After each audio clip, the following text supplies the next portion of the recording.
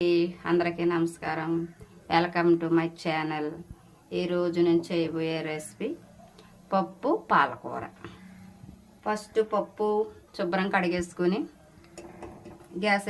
Stove వెలిగించుకుని stove పెట్టేసుకోవాలండి. తర్వాత 4 టమాటాలు, ఒక 5-6 పచ్చిమిరకాయలు, 2 ఉల్లిపాయలు శుభ్రం కడిగేసుకుని కట్ చేసుకుని ఇందులో వేసుకోవాలండి. ఆనియన్స్, పచ్చిమిర్చి, టమాటాలు పప్పులు వేసేసుకున్న తర్వాత కొంచెం ఆయిల్ వేయాలండి, త్వరగా ఉడికిపోద్ది.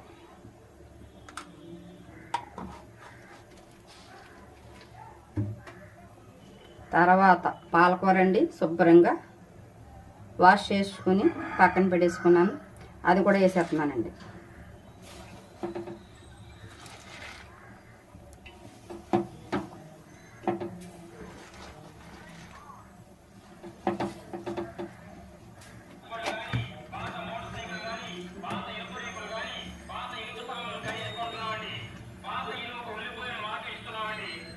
వేసుకుని దాని మీద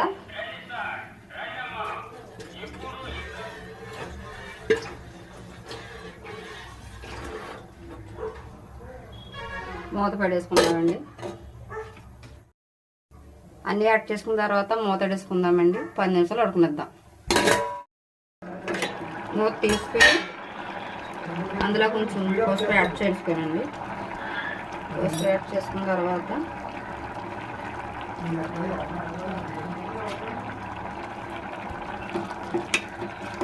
కలిపేసుకొని ఇంకొక 5 నిమిషాలు ఉడకాలండి. కుక్కర్లో అయితే బేగా అయిపోద్దండి. నేను కుక్కర్లో కట్ట వండాలండి.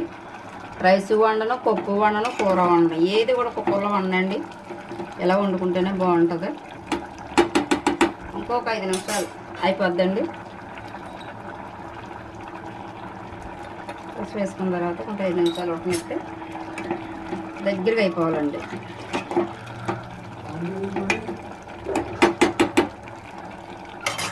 మళ్ళీ మూత పెట్టుకున్న తర్వాత 5 నిమిషాలు అవుతుందండి. చూడండి ఎంత మెత్తగా ఉడికిపోయిందో. మెత్తగా ఉడికిపోయింది పప్పు. దీన్ని బాగా మ్యాష్ చేసుకోవాలండి. బాగా మ్యాష్ చేసుకుంటే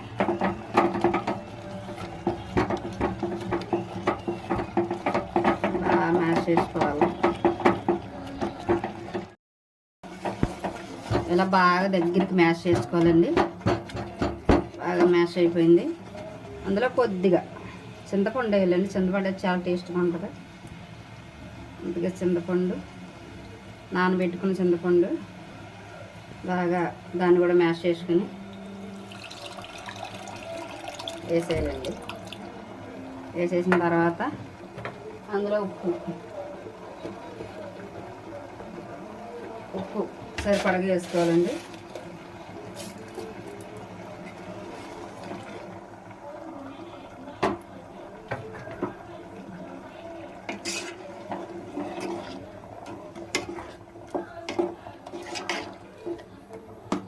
సరిపడగా వేసుకోవాలండి. సేపు మంట నెత్తే తాలింపు అండి. లాస్ట్ చూడండి దగ్గరగా అయిపోయింది. ఇందులో పోపు వేసుకుందామండి. అయిపోయినట్టే పోపు వేసుకుంటే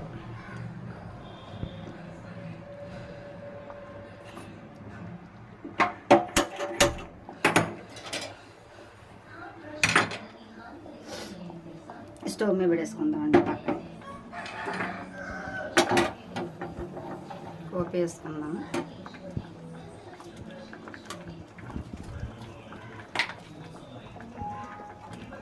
ఆయిల్ వేసుకుందామండి.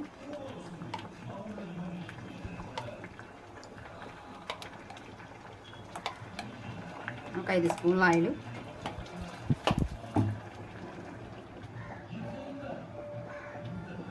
అందులో వెల్లుల్లి 4-5 రెబ్బలు తీసుకుని మెత్తగా దించుకోవాలి. చారు గింజలండి.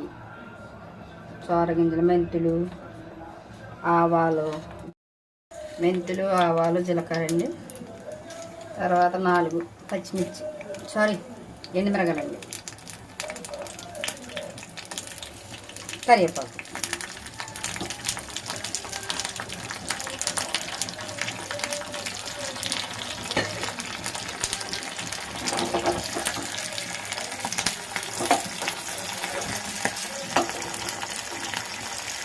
బాగా వేగాలండి. చూడండి బాగా వేగిపోయాయి. ఈ పప్పులు వేసుకుందామండి.